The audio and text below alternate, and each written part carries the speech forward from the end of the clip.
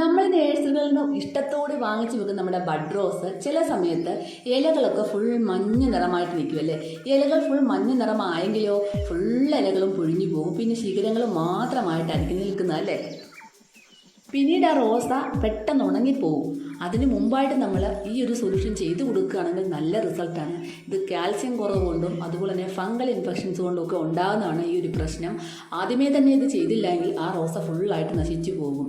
അപ്പം ഇന്നത്തെ ഒരു വീഡിയോ അതിനായിട്ടുള്ളതാണ്. അപ്പോൾ ഫുള്ളായിട്ട് വീഡിയോ കാണാൻ മറക്കല്ലേ. വീഡിയോയിലേക്ക് പോകുന്നതിന് മുമ്പായിട്ട് ഇതുവരെയും എൻ്റെ ചാനൽ സബ്സ്ക്രൈബ് ചെയ്യാത്ത പുതിയ കൂട്ടുകാരുണ്ടെങ്കിൽ പ്ലീസ് ഒന്ന് സബ്സ്ക്രൈബ് ചെയ്യാൻ മറക്കല്ലേ. വീഡിയോ ഇഷ്ടമായെങ്കിൽ ഒരു കുഞ്ഞു ലൈക്ക് തരാനും മറന്നുമല്ലോ കേട്ടോ. ഞാൻ എപ്പോഴും പറയുന്ന കാര്യമാണ്, നമ്മുടെ റോസകളിൽ ആഴ്ചയിൽ നമ്മൾ ഓരോ കാര്യങ്ങളും ചെയ്തു കൊടുക്കണം. ഇത് ഈ ഒരു റോസ് നോക്കി ഒരുപാട് പ്രൂൺ ചെയ്ത് ഇഷ്ടംപോലെ മൊട്ടുകളും തളിപ്പുകളും വരുന്നുണ്ട്. കഴിഞ്ഞ ഒരാഴ്ച മുമ്പ് ഞാൻ പ്രൂൺ ചെയ്ത് വിട്ട റോസയാണ്. ഇതിൽ ഇഷ്ടംപോലെ മൊട്ടുകൾ, നല്ല ഹെൽത്തി ആയിട്ടുള്ള മൊട്ടുകളും പൂക്കളുമാണ് വരുന്നത്. എങ്കിൽ പോലും ഇതിനിടയിലൊക്കെ ഒന്നും രണ്ടുമൊക്കെ മഞ്ഞിലകളുണ്ട്, നിങ്ങൾ കണ്ടില്ലേ. അപ്പോൾ ഇതൊക്കെ ഒരു കാൽസ്യം കുറവുണ്ടാവുന്നതാണ്. അപ്പോൾ അത് നമ്മൾ പരിഹരിച്ച് പോയില്ല എങ്കിൽ ആ ചെടിയിൽ മൊട്ടുകളും ഉണ്ടാവത്തില്ല, പൂക്കളും കരിഞ്ഞു പോവും. അതുപോലെ തന്നെ ഇലകൾ ഫുള്ളായിട്ട് പൊഴിഞ്ഞു പോയിട്ട് ആ ചെടിയിൽ കമ്പുകൾ മാത്രമേ അവശേഷിക്കത്തുള്ളൂ.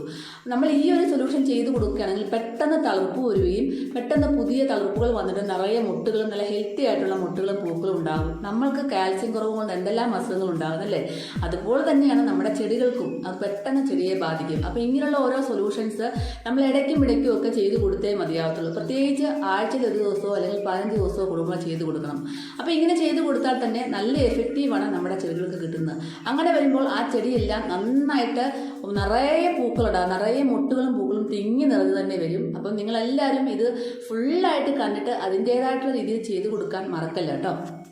പിന്നെ നമ്മുടെ കുടുംബത്തിലേക്ക് ഒരുപാട് സബ്സ്ക്രൈബേഴ്സ് വരുന്നുണ്ട്. ഒരുപാട് സന്തോഷം. എൻ്റെ വീഡിയോ ഇഷ്ടപ്പെട്ട് സബ്സ്ക്രൈബ് ചെയ്യുന്ന എല്ലാ കൂട്ടുകാർക്കും ഒരുപാട് താങ്ക്സ്. അപ്പം ഒരുപാട് പേര് മെസ്സേജ് വാട്സപ്പിലൊക്കെ അയക്കുന്നുണ്ട്. അവരുടെ ചെടി നന്നായിട്ട് വരുന്നുണ്ട്, ഫോട്ടോ ഒക്കെ അയച്ചു തരുന്നവരുണ്ട്, വീഡിയോസായിട്ട് അയച്ചു തരുന്നവരുണ്ട്. ഒരുപാട് സന്തോഷമുണ്ട്. ചില ആൾക്കാർ പറയുന്നുമുണ്ട് അവരുടെ ചെടികൾ പിടിക്കുന്നില്ല, അപ്പോൾ എന്ത് വളമാണ് ചെയ്യുന്നത്, അതല്ലവർക്കെല്ലാം റിപ്ലൈ ഞാൻ കൊടുക്കുന്നുണ്ട്. അപ്പോൾ എൻ്റെ വീഡിയോസ് ഒക്കെ നിങ്ങൾ ഇതുപോലെ ഒന്ന് ട്രൈ ചെയ്ത് നോക്കാൻ ശ്രമിക്കുക. തീർച്ചയായിട്ടും നിങ്ങൾക്ക് നല്ല റിസൾട്ട് കിട്ടുന്നതായിരിക്കും. അപ്പോൾ ഇന്ന് ഞാൻ നമ്മുടെ ആ ഒരു ചെടികൾക്ക് കൊടുക്കാൻ വേണ്ടി എടുത്തേക്കുന്ന ടാബ്ലറ്റാണ്. അതായത് എന്ത് ടാബ്ലറ്റ് ആണെങ്കിലും കാൽസ്യം ടാബ്ലറ്റാണ്. നമ്മുടെ വീട്ടിൽ മിക്കവാറും നമ്മൾ കാൽസ്യം ഗുളികയൊക്കെ കഴിക്കാറുണ്ടല്ലേ. നമ്മുടെ ബാക്ക് പെയിൻ ഉണ്ടാകും, നടുവേദന, അതുപോലെ വിളർച്ച, ഇങ്ങനെയുള്ള പല അസുഖങ്ങൾക്കും നമ്മൾ കാൽസ്യത്തിൻ്റെ കുറവ് കൊണ്ട് പല അസുഖങ്ങളൊക്കെ ഉണ്ടാവാറുണ്ട്. അതിനുവേണ്ടി നമുക്ക് കാൽസ്യം ടാബ്ലറ്റ് കഴിക്കാറുണ്ട്. അപ്പം അതിൻ്റെ ബാക്കി വരുന്ന ഗുളികളൊക്കെ ചിലപ്പോൾ 2-3 ഒക്കെ എണ്ണം കാണുമല്ലേ. അപ്പോൾ അത് നമ്മളിനി കളയണ്ട. അതിൽ നിന്ന് ഒരു 3 ടാബ്ലറ്റ് ഞാൻ എടുത്തിട്ടുണ്ട്. അത് ഇതുപോലെ ഒന്ന് പൊടിച്ചെടുക്കുക, നന്നായിട്ട് പൊടിച്ചെടുക്കണം കേട്ടോ. കാൽസ്യം കുറവ് കൊണ്ടൊക്കെ നമുക്ക് എന്തെല്ലാം പ്രശ്നങ്ങൾ ഉണ്ടാവാറുണ്ട്, അതുപോലെ തന്നെയാണ് ചെടികൾക്കും ഒരുപാട് പ്രശ്നങ്ങൾ ഉണ്ടാവാറുണ്ട്.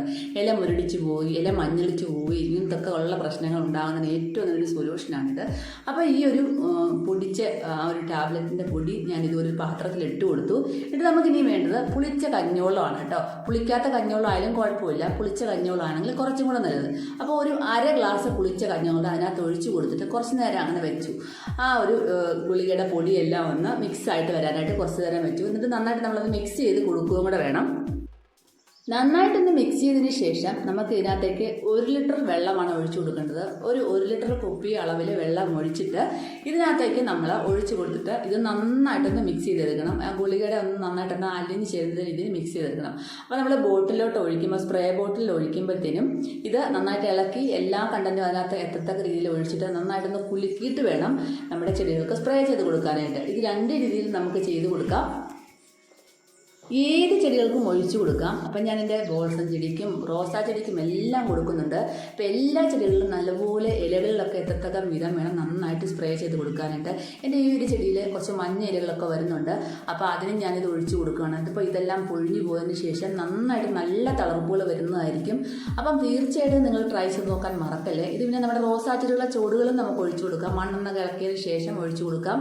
അതും നല്ല റിസൾട്ടാണ്. ഓൾറെഡി ഞാൻ എൻ്റെ റോസയുടെ മണ്ണൊക്കെ ഇളക്കി വെച്ചിരിക്കുകയാണ്, നേരത്തെ തന്നെ ഇടയ്ക്ക് ഇളക്കി കൊടുക്കുന്നുണ്ട്.